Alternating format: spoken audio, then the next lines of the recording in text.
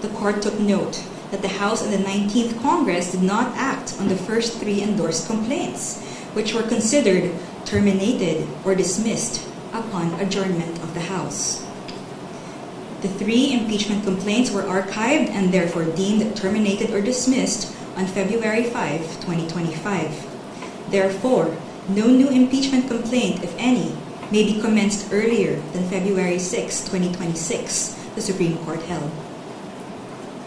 Under Article 11, Section 3, Paragraph 5 of the Constitution, no impeachment proceedings shall be initiated against the same official more than once within a period of 1 year.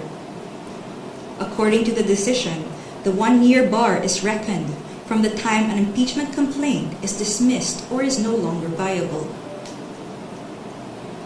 A key issue in the petitions is whether the House complied with the 10-session day requirement under the Constitution for including a verified impeachment complaint in the order of business of the House.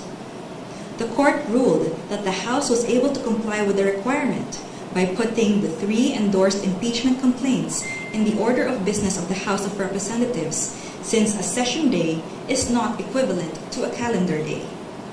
It is a period that starts from a call to order until the session is adjourned, regardless of the passage of time. However, the court reminded the House that Article 11, Section 3, Paragraph 2 of the Constitution clearly requires that a verified impeachment complaint be immediately put in the order of business within 10 session days from its endorsement.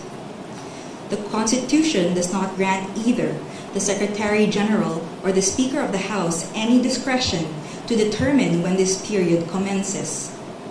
Consequently, the House of Representatives is not granted any discretion except to refer these matters to the proper committee within 3 session days. However, the House may opt to consolidate all impeachment complaints properly commenced and endorsed within these periods.